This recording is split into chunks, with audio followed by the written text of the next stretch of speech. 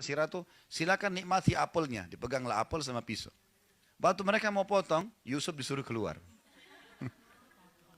Begitu Yusuf keluar, Allah bilang dalam Al-Quran, فَقَطَّعْنَا أَيْدِيَهُنْ. Perempuan-perempuan ini sudah bingung, mana tangan, mana apel. Mereka potong tangan mereka. Saking tampannya ya.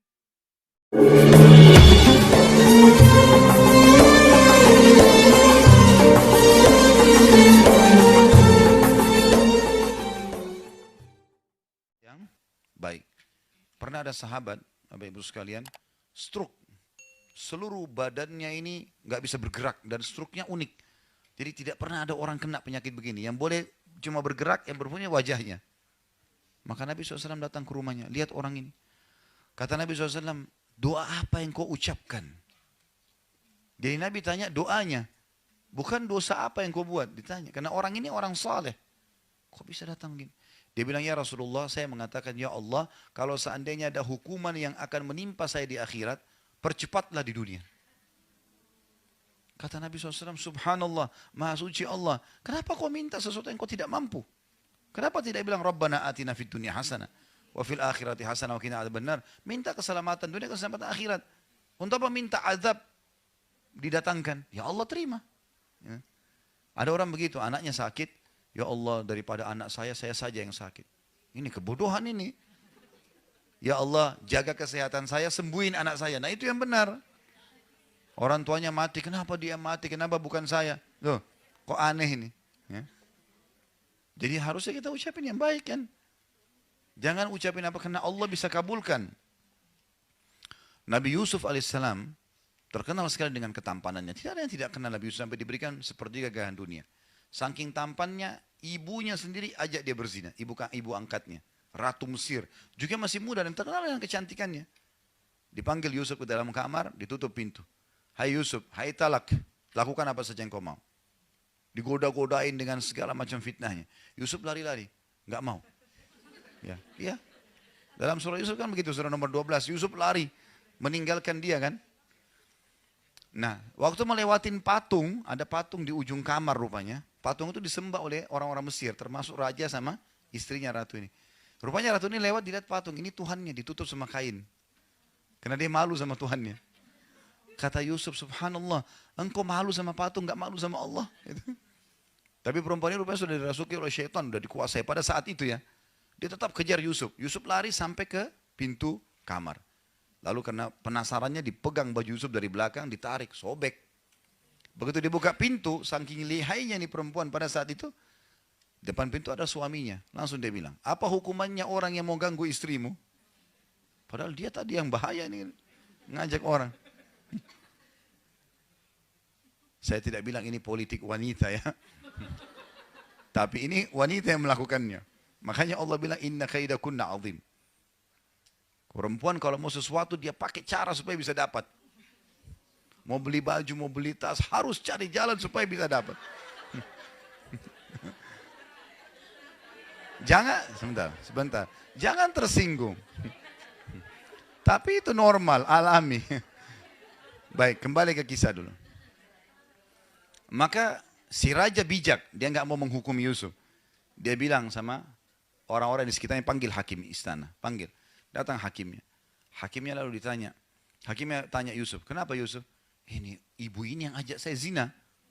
Dia ajak ke kamarnya, ditutup, saya dikejar-kejar. Tanya istri ratu, bagaimana ratu? Jelas-jelas orang ini di kamar saya kok, gimana? Jadi luar biasa gitu. Maka untung bijak nih si hakim, dia bilang, kita kalau gitu lihat bajunya Yusuf. Kalau baju Yusuf robek dari depan, berarti betul si ratu. Karena laki-laki kalau mau nyerang dari depan, kemudian disobek bajunya karena membela diri. Tapi kalau baju Yusuf robek di belakang, berarti ini perempuan yang masalah nih. Kan itu. Ternyata betul dilihat bajunya Yusuf robek dari belakang. Tapi dia bisa dengan caranya membuat suaminya yakin kalau dia tidak salah. Ringkas cerita, tersebar satu Mesir kalau ratu tergila-gila sama anaknya sendiri. Gitu. Penasaran dia, undang semua satu Mesir. Wanita Mesir semua diundang oleh ratu, silakan datang. Datang ke satu hall yang luas. Entah berapa yang banyak datang. Disiapin pisau sama apel. Semua dikasih, pisaunya yang tajam, yang baru dibuat. Sengaja gitu.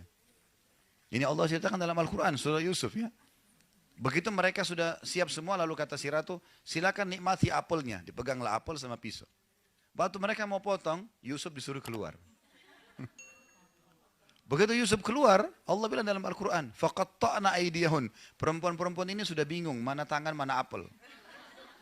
Mereka potong tangan mereka, saking tampannya ya. Laki-laki sekarang lewat, biar juga sudah mandi 7 kali, tetap aja nggak ada yang potong tangannya kan itu.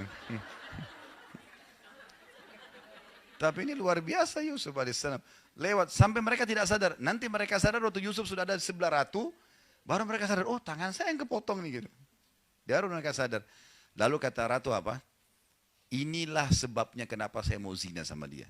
Kalian baru lihat sesaat sudah potong tangan. Ini orang tiap hari sama saya nih. Untuk membenarkan perilaku dia ini ya. Kalian baru lihat sesaat sudah potong tangan saya tiap hari gimana? Maka apa kata ratu? Saya akan terus paksa dia buat zina atau dia dipenjara. Yusuf alaihissalam langsung berdoa waktu itu. Apa kata Yusuf? Ya Allah, penjara lebih aku sukai daripada apa yang mereka ajak. Daripada zina, penjara saja ya Allah. Jadi doa Nabi Yusuf apa? Minta masuk penjara. Di penjara Yusuf alaihissalam sekian tahun. Bertahun-tahun, tidak ada kisah Yusuf sudah habis ceritanya. Ya, sama mungkin kalau orang tanda kutip, tentu Yusuf tidak berbuat jahat ya. Tapi kalau orang berbuat jahat kemudian masuk penjara, orang sudah lupain kisahnya, sedikit yang genang gitu. Yusuf alaihissalam kedatangan Jibril, lalu Yusuf tanya, hai Jibril, kenapa Allah biarin saya lama di penjara? Kenapa nggak dikeluarin? Saya kan tidak salah. Kata Jibril, Tuhanmu menjawab, hai Yusuf, karena kau sendiri yang minta penjara. Karena kamu yang minta penjara. Kalau kau minta keselamatan, Allah kasih kau keselamatan. Kau kan bilang, penjara lebih saya suka ya Allah. Nah, makanya jangan ucapin doa yang tidak benar. Berdiri di cermin, kenapa saya jelek ya? Untuk apa bilang dirinya jelek? Kenapa saya gendut ya? Ya. Apalah. Sudahlah. Ini juga yang kita lihat di cermin, ini ciptaan Allah. Kita bahkan tidak bisa menciptakan rambut kita sehelai. Syukurilah gitu kan. Jalani, perbaiki, usahakan maksimal. Jadi yang dimaksud, kata Nabi SAW, was'alullah al-afiyah, mintalah keselamatan, mintalah kebaikan, jangan minta keburukan. Sudah saya kasih contohnya tadi. Ya, dia selalu minta kebaikan, kesembuhan, keberkahan, panjang umur, rezeki yang luas, minta semua yang baik-baik. Ya. Dan jangan pernah ucapkan, cukuplah ya Allah. Udah. Tamak dengan rahmat Allah bagus itu. Ya, boleh. Dan saya sudah pernah bilang, kita kalau lagi sehat minta ditambah kesehatan, itu lebih besar pahalanya dibandingkan kalau sudah sakit minta kesembuhan. Kita lagi kaya minta ditambah kekayaan lebih baik daripada sudah bangkrut baru minta dikeluarkan dari masalah. Walaupun dua-dua ibadah. Ya, jadi makanya kita tidak boleh berhenti berdoa. Jangan, oh saya lagi sehat, makanan ada, rumah bagus, gak usah berdoa. Keliru. Bahkan kata Nabi SAW, kenali Tuhanmu pada saat kau lagi lapang, dia akan mengenalimu pada saat kau lagi susah, ya, sempit. Jadi kalau mau diijabah doanya lagi sakit parah, lagi bangkrut, lagi ada masalah berat, justru pada saat kita lagi sehat dan lapang itu sering berdoa. Itu rahasianya, tersambung ke sana nanti.